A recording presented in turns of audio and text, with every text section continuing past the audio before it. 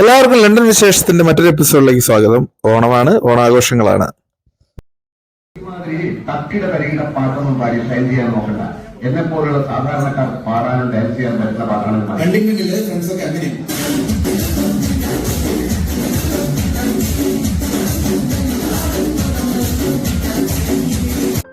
ഓണപ്പാട്ടും ഓണ ഡാൻസും ഓണസദ്യയും ഓണക്കളികളൊക്കെ ആയിട്ടൊരു അടിപൊളി ഒരു ദിവസം.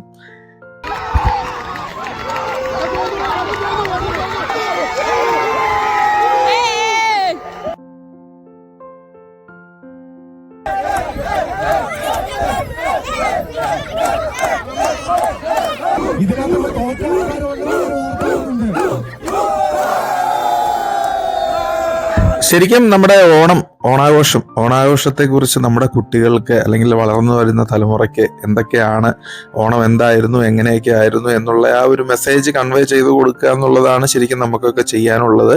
കാരണം മഹാബലി നാട് ഭരിച്ചിരുന്ന കാലത്തെ ആ ഒരു സെറ്റപ്പ് വീണ്ടും തിരിച്ചു വരുമോ എന്നുള്ള കാര്യമൊന്നും നമുക്കറിയില്ല. പക്ഷേ നമ്മൾ പണ്ട് അങ്ങനെ ഒരു രാജാവ് ഉണ്ടായിരുന്നു എന്നും അങ്ങനെയൊക്കെയാണ് നമ്മൾ ജീവിച്ചിരുന്നത് എന്നും എന്നുള്ള ഒരു ഐതിഹ്യം നമ്മൾ നമ്മുടെ കുട്ടികൾക്ക് കൺവേ ചെയ്ത് കൊടുക്കുകയാണ്. സന്തോഷത്തിന്റെയും സമ്പൽ സമൃദ്ധിയുടെയും ഒക്കെ ആയിട്ടുള്ള ആ ഒരു ഓണസദ്യയും. ഹാപ്പി ഓണം. മലയാളികൾ ലോകത്തിന്റെ ഏത് ഭാഗത്താണെങ്കിലും ഓണം ഒഴിവാക്കുകയില്ല, ഓണാഘോഷവും ഒഴിവാക്കുകയില്ല, ഓണക്കോടിയും ഒഴിവാക്കുകയില്ല, ഓണസദ്യയും ഒഴിവാക്കുകയില്ല. അപ്പോൾ പിന്നെ ഓണപരിപാടികളുടെ കാര്യം പറയേണ്ടതില്ലല്ലോ. അപ്പൊ നമ്മളിവിടെ ഹണ്ടിങ്ടൺ അലയൻസ് ഫോർ ഇന്ത്യൻസ് എന്ന് പറഞ്ഞ് ഹായ് എന്നൊരു ഗ്രൂപ്പ് ഉണ്ട്. അപ്പൊ നമ്മുടെ ഇവിടെ ഹണ്ടിങ്ടണിലുള്ള എല്ലാ മലയാളികളും കൂടി ചേർന്നിട്ടുള്ള ഒരു ഓണാഘോഷമാണ്. ഞങ്ങൾ സെപ്റ്റംബർ 14 ഓണത്തിന്റെ തലേന്നാണ് ആഘോഷിച്ചത്. അപ്പൊ എല്ലാവരും അന്ന് രാവിലെ തന്നെ ഓണക്കോടിയൊക്കെ ധരിച്ച് എന്നാ പറയണേ ഓണസദ്യയൊക്കെ ഉണ്ടാനായി ഓണക്കളികൾക്ക് വേണ്ടിയിട്ട് ഓഡിറ്റോറിയത്തിലേക്ക് എത്തിക്കഴിഞ്ഞു. ഹായ് ഗ്രൂപ്പിന്റെ ഇത്തവണത്തെ ഭാരവാഹികൾ തിരിയൊക്കെ തെളിച്ച് നമ്മുടെ ഓണപരിപാടികൾ സ്റ്റാർട്ട് ചെയ്തു. നമ്മുടെ സുരേഷ് ഏട്ടനും ഗിരീഷ് ചേച്ചിനെയും ഹണ്ടിങ്ടണിൽ അറിയാത്ത മലയാളികൾ ഉണ്ടാവില്ല. അപ്പോൾ അത്രയും സീനിയർ മോസ്റ്റ് ആയിട്ടുള്ള സുരേഷ് ഏട്ടന്റെ വക മെസ്സേജ്, ഓണ സന്ദേശം നർമ്മത്തിൽ ചാലിച്ചിട്ടാണ് അദ്ദേഹം എല്ലാവരിലേക്കും അത് കൺവേ ചെയ്ത് കൊടുത്ത് കുട്ടികളോട് പല കുസൃതി ചോദ്യങ്ങളൊക്കെ ചോദിക്കേണ്ടായി. പലർക്കും ഇതിന്റെ ഐതിഹ്യം എന്താണെന്നുള്ള കാര്യം അറിയില്ലായിരുന്നു. പക്ഷെ അദ്ദേഹം അത് പറഞ്ഞ് കൃത്യമായിട്ട് എന്താണ് ഓണം, എന്തിനാണ് ഓണം ആഘോഷിക്കുന്നത് എന്നൊക്കെയുള്ള കാര്യങ്ങൾ സ്റ്റാർട്ടിങ്ങിൽ പറഞ്ഞു കൊടുക്കുകയുണ്ടായി.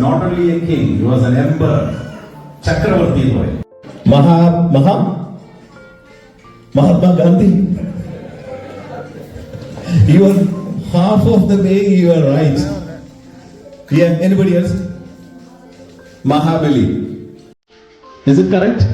Is it Mahatma Gandhi or Mahabali?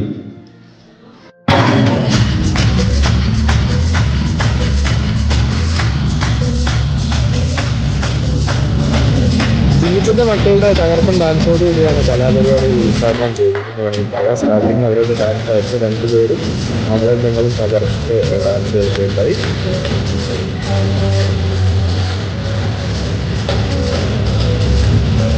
പിന്നീട് അവിടെ നിന്ന് അങ്ങോട്ടേക്ക് കലാപരിപാടികളുടെ ഒരു ഘോഷയാത്ര തന്നെയായിരുന്നു എന്ന് വേണമെങ്കിൽ പറയാം.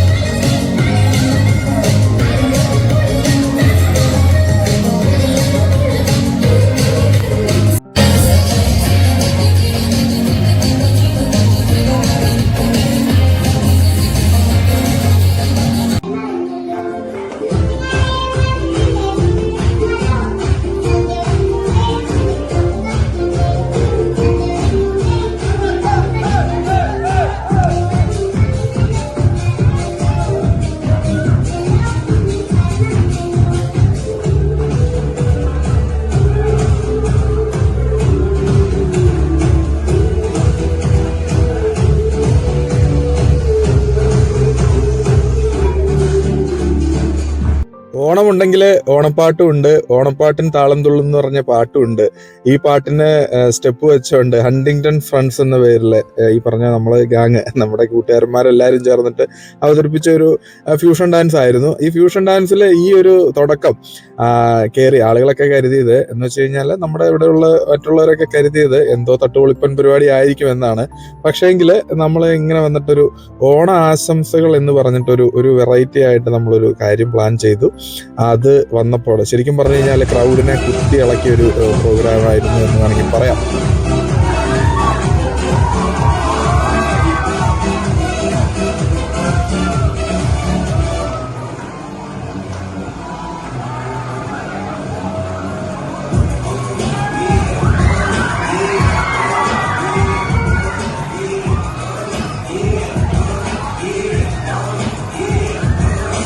ഇപ്പോഴത്തെ ഏറ്റവും ട്രെൻഡിങ് ആയിട്ടുള്ള സോങ്ങിന് നമ്മളെ 90കളിലെ സിനിമാറ്റിക് ഡാൻസിന്റെ സ്റ്റെപ്പുകളൊക്കെ ആയിട്ട് നമ്മുടെ രാജചേട്ടന്റെ വക തകർപ്പനൊരു പരിപാടി ഉണ്ടായിരുന്നു.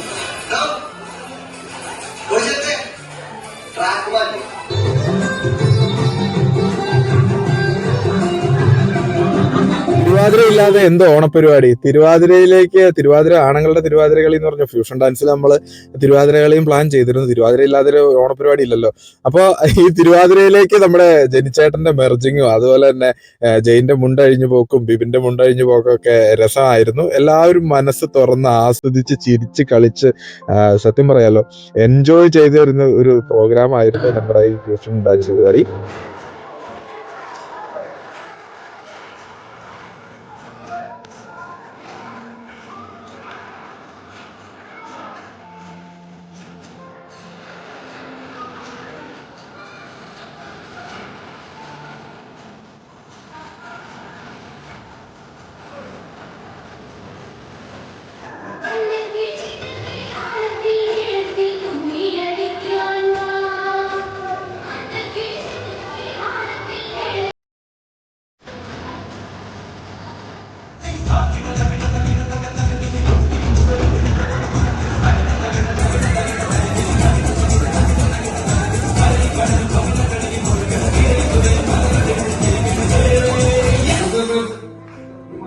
തക്കിട തരികിട പാട്ടൊന്നും പാടി ഷൈൻ ചെയ്യാൻ നോക്കണ്ട. എന്നെ പോലുള്ള സാധാരണക്കാർ പാടാനും ഡാൻസ് ചെയ്യാൻ പറ്റുന്ന പാട്ടാണ്. ആവേശത്തിലെ ട്രെൻഡിങ് സോങ് ആയ ഇല്ലുമിനാട്ടി ഇല്ലാതെ എന്ത് ആഘോഷം.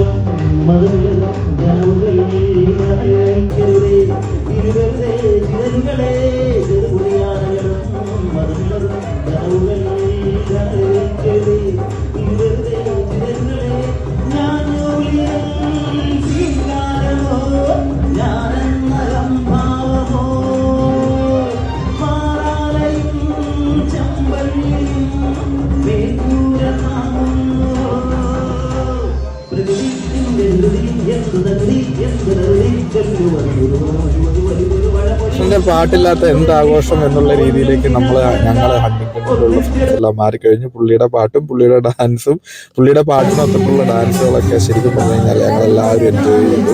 ഈ പറഞ്ഞ പോലെ ഞങ്ങളെല്ലാവരും എന്ന് പറയുമ്പോൾ നമ്മൾ വിചാരിക്കും ആണുങ്ങൾ മാത്രമുള്ളൊരു ആണുങ്ങൾ മാത്രമല്ല മക്കളും ഭാര്യമാരും എല്ലാവരും ചേർന്നിട്ടുള്ളൊരു സെറ്റപ്പ് പരിപാടി എന്ന് വെച്ച് കഴിഞ്ഞാൽ മക്കളൊക്കെ കിടന്ന് കുന്തളിക്കാറുണ്ട് എന്ന് വേണമെങ്കിൽ പറയാം. മക്കളാണെങ്കിലും ഭാര്യമാരാണെങ്കിലും എല്ലാവരും എൻജോയ് എല്ലാവരും നല്ല രീതിയിൽ തകർത്തു. പരിപാടി അടിപൊളിയായിരുന്നു.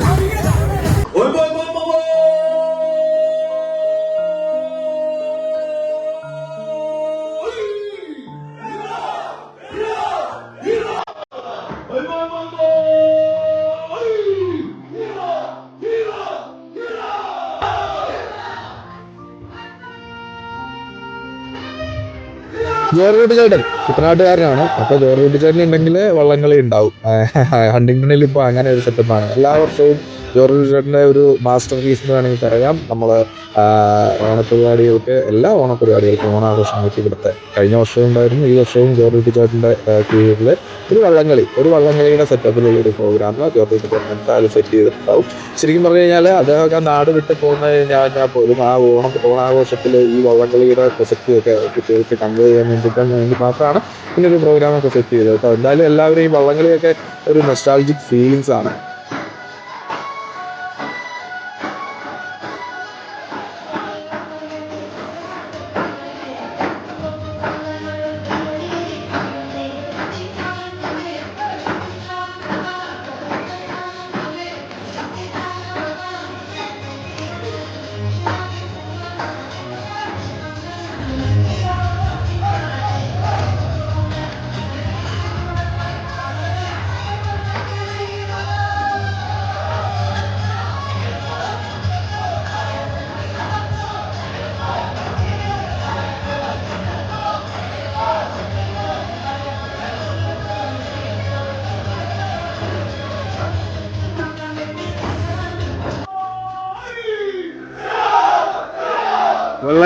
വള്ളംകളിക്ക് ശേഷം തിരുവാതിരയ്ക്ക് ശേഷം ഓണസദ്യ.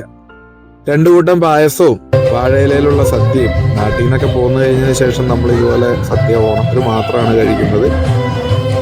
ഓണസദ്യ കഴിക്കുമ്പോൾ ശരിക്കും പറഞ്ഞു കഴിഞ്ഞാൽ കാരണവന്മാരായിട്ടുള്ളവർ മക്കൾക്ക് വിളമ്പി കൊടുക്കുകയും ഭാര്യമാർക്ക് വിളമ്പി കൊടുക്കുകയും അതിനുശേഷം കാരണവന്മാർക്ക് മക്കളും ഭാര്യമാരൊക്കെ വിളമ്പി തരികയും അങ്ങനെ ഒരു ശരിക്കും പറഞ്ഞു കഴിഞ്ഞാൽ ഒത്തൊരുമയുടെയും സന്തോഷത്തിൻ്റെയും ഒക്കെ ആയിട്ടുള്ളൊരു ഉത്സവമാണ് ഓണം. അപ്പോൾ മക്കളാണ് അടുത്ത തലമുറ അവരാണല്ലോ. അപ്പോൾ അവർക്ക് പല റെസ്പോൺസിബിലിറ്റീസ് എന്തൊക്കെയാണെന്ന് മനസ്സിലാക്കാനൊക്കെ ആയിട്ടുള്ളൊരു വേദിയാണ് ഇങ്ങനെയുള്ള ഒരു സംഗമങ്ങൾ. അപ്പോൾ എല്ലാവരും അവരവരുടെ കൊച്ചുങ്ങൾക്ക്, ഇപ്പോൾ കഴിഞ്ഞ വർഷമൊക്കെ ആണെങ്കിൽ യെല്ലോ കുട്ടനാണ് ഉപ്പ് വിളമ്പിയത്. ഈ തവണ കുറച്ചുകൂടെ വലുതായി, അപ്പോൾ അവർ കുറച്ചുകൂടെ വലിയ ഉത്തരവാദിത്തമുള്ള കാര്യങ്ങളൊക്കെയാണ് ഇത്തവണ ചെയ്യുന്നത്. അപ്പോൾ അങ്ങനെ ഓരോ ജനറേഷൻ മാറി മാറി അടുത്ത തലമുറയ്ക്ക് ഉത്തരവാദിത്തങ്ങൾ കൈമാറി കൊടുക്കുകയാണ് ശരിക്കും പറഞ്ഞു കഴിഞ്ഞാൽ. ഇതിനൊക്കെ വേണ്ടിയിട്ടാണ് നമ്മൾ ഓണാഘോഷം, ഓണങ്ങളും ക്രിസ്മസും അങ്ങനെയുള്ള സെലിബ്രേഷനൊക്കെ ആഘോഷിക്കുന്നത്.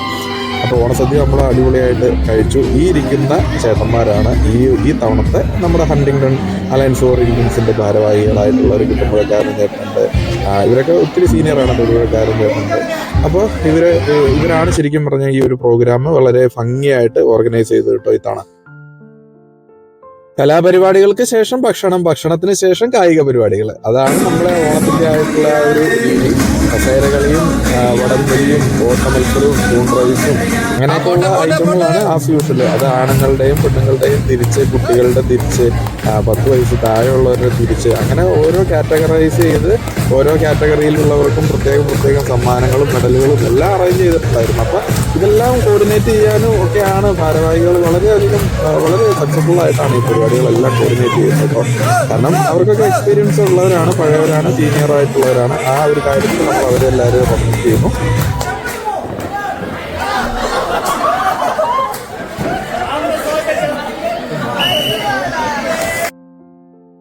ഇൻഡോർ പ്രോഗ്രാമുകൾക്ക് ശേഷം നമ്മൾ ഔട്ട്ഡോർ പ്രോഗ്രാമുകൾക്ക് വേണ്ടിയിട്ട് പുറത്തോട്ട് ഇറങ്ങി ആദ്യം നടത്തിയത് ഓട്ടമത്സരങ്ങളാണ്. ഓട്ടമത്സരങ്ങൾ കുഞ്ഞു കുട്ടികളുടെ അടക്കം ആൺകുട്ടികളുടെയും പെൺകുട്ടികളുടെയും ഒക്കെ സെപ്പറേറ്റ് ചെയ്ത് ഏറ്റവും നല്ല ഓട്ടക്കാരിനെയൊക്കെ കണ്ടെത്തുന്ന ഒരു ഇത്. പട്ടുപാവട ഇട്ടിട്ട് ഓടുന്ന കൂട്ടത്തിൽ ഒരു കൊച്ചു വീഴുകയുണ്ടായി. അതൊക്കെ ശരിക്കും പറഞ്ഞു കഴിഞ്ഞാൽ നമ്മൾ റിസ്ക് ആണ്, എന്നിരുന്നാൽ പോലും മത്സരത്തിന്റെ ആ ഒരു ഇതിൻ്റെ അകത്ത് എല്ലാവരും എടുക്കുമായിരുന്നു. അപ്പോൾ നല്ല വെയിലുള്ളൊരു ദിവസമായിരുന്നു, തണുപ്പുണ്ടായിരുന്നില്ല. അതുകൊണ്ടൊക്കെയാണ് ശരിക്കും പറഞ്ഞു കഴിഞ്ഞാൽ നമുക്ക് ഈ ഒരു ഓണാഘോഷം വളരെ സക്സസ്ഫുൾ ആയിട്ട് നടത്തി തീർക്കാൻ പറ്റിയത്.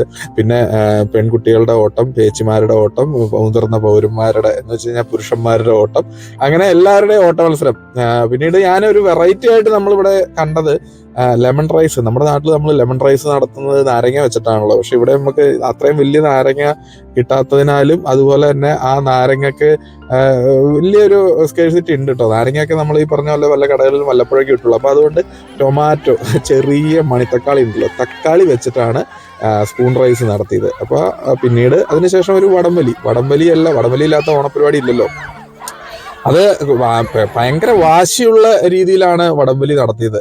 ആ വടംവലി വലിക്കണ കണ്ട് എല്ലാവരും വലിക്കണ കണ്ടിട്ട് നമ്മുടെ കുഞ്ഞൻ, നമ്മുടെ ഏറ്റവും ചെറിയവനാണ് ഈ വടം പിടിച്ച് വലിച്ചോണ്ടിരിക്കുന്നത്. ഭാവിയിലൊരു വടംവലിക്കാരനാകട്ടെ എന്ന് ആശംസിക്കുന്നു. എന്തായാലും ആശാൻ വടത്തെ നിന്ന് വിടണ്ടായിരുന്നില്ല. അവിടെ ആണെങ്കിൽ അവർക്ക് വടം വേണം താനും, ഇവനൊട്ട് വടം ഇവിടുന്ന് വിടുന്നുമില്ല. എന്ത് ചെയ്യാം. ഇവിടെ ആദ്യത്തെ 1-2 വലി മാത്രമേ പുള്ളിക്കാരൻ കണ്ടുള്ളൂ ശരിക്കും പറഞ്ഞു കഴിഞ്ഞാല്. പക്ഷെ ഇതിങ്ങനെയാണ് സംഭവം എന്നുള്ളത് അവന്റെ ആ ചെറിയ മനസ്സിൽ അത് സ്റ്റോർ ചെയ്ത് കഴിഞ്ഞു. വടം ഇങ്ങനെ എടുത്തിട്ട് തിരിഞ്ഞ് നിന്ന് വലിക്കണം എന്നൊക്കെയുള്ള ആ ഒരു ബേസിക് ആയിട്ടുള്ള കാര്യങ്ങൾ പുള്ളിക്കാരൻ അത് ക്യാച്ച് ചെയ്തു എന്നുള്ളതാണ് ഇങ്ങനെയുള്ള പരിപാടികൾ കൊണ്ട് നമുക്ക് സക്സസ്ഫുൾ എന്ന് പറയുന്നത്. ജോർജ് കുട്ടി ചേട്ടൻ പിള്ളേരോട് അങ്ങോട്ട് വലിക്ക് ഇങ്ങോട്ട് വലിക്ക് എന്നൊക്കെ പറഞ്ഞിട്ട് വളരെ ആവേശകരമായിട്ടുള്ള വടംവലി മത്സരം തന്നെയാണ് നടന്നത്. നമ്മുടെ റഫറി ആയിട്ട് നിൽക്കുന്ന ചേട്ടൻ കുട്ടമ്പുഴക്കാരനാണ്. ആവേശകരമായ വടംവലിയാണ് പുരുഷന്മാരുടെ നടന്നത്. പുരുഷന്മാരുടെ വടംവലിയിൽ നമുക്ക് നോക്കിയാൽ കാണാൻ പറ്റും ഉണ്ണികൃഷ്ണനെ പ്രോത്സാഹിപ്പിക്കുന്നത് ഉണ്ണികൃഷ്ണന്റെ ഭാര്യയാണ്. എന്തായാലും ഞങ്ങള് ഇങ്ങോട്ട് നിന്ന് വലിച്ചവര് ജയിച്ചു. ശരിക്കും പറഞ്ഞു കഴിഞ്ഞാല് വലിയ ഒരു പ്രീ പ്ലാൻഡ് ആയിട്ടുള്ള വടംവലി ഒന്നും അല്ലല്ലോ. അപ്പൊ എല്ലാവരും വട്ടം പിടിച്ചു, വടത്തെ പിടിച്ചു, അങ്ങോട്ടും ഇങ്ങോട്ടും വലിച്ചു. ചേച്ചിമാരുടെ വടംവലിക്ക് ഈ ടീമാണ് ജയിച്ചത് നിന്നവര്. അപ്പൊ എന്തായാലും വടംവലിയും ആഘോഷങ്ങളൊക്കെ ആയിട്ട് ശരിക്കും പറഞ്ഞു കഴിഞ്ഞാൽ വടംവലിയുടെ കപ്പ് എടുക്കുന്നത് ചാമ്പ്യൻസ് ലീഗിന്റെ ട്രോഫി ഉയർത്തുന്ന രീതിയിലാണ് രാജചേട്ടനും പിള്ളേരും പൊക്കിയതിട്ടോ.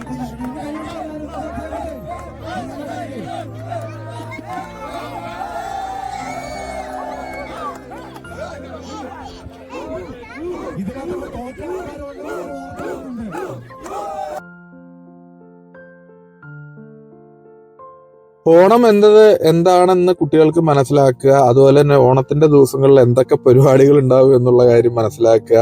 ഓണത്തിന്റെ ഐതിഹ്യം കുട്ടികൾക്ക് മനസ്സിലാക്കുക, പറഞ്ഞു കൊടുക്കുക. ഓണസദ്യ എങ്ങനെയാണ് കഴിക്കേണ്ടതെന്ന് പറഞ്ഞു മനസ്സിലാക്കുക. അതുപോലെ എങ്ങനെ പരസ്പരം സഹകരിച്ച് എങ്ങനെയാണ് ജീവിക്കേണ്ടത്, എങ്ങനെയൊക്കെയാണ് അങ്ങനെയുള്ള ഓരോ കാര്യങ്ങളും കുട്ടികൾക്ക് മനസ്സിലാക്കാനും അവർക്ക് പറഞ്ഞു കൊടുക്കാനും വേണ്ടിയിട്ടൊക്കെയാണ്. പിന്നെ നമ്മുടെ ഓണം എന്ന് പറയുന്നത് നമ്മുടെ മലയാളികളുടെ ഒരു വികാരമാണല്ലോ. അതിനെ നമ്മൾ ശരിക്കും പറഞ്ഞു കഴിഞ്ഞാൽ എൻജോയ് ചെയ്ത് ആസ്വദിച്ച് ആഘോഷിക്കുക. ഈ ഒരു ഓണം സന്തോഷത്തോടുകൂടി കഴിഞ്ഞു. ഇനി അടുത്തൊരു ഓണം വരുന്നവരെല്ലാവരും കാത്തിരിക്കുക. അപ്പോൾ അതുവരെ എല്ലാവർക്കും നല്ലൊരു ഓണാശംസകൾ നേർന്നുകൊണ്ട് നിർത്തുന്നു. Bye bye.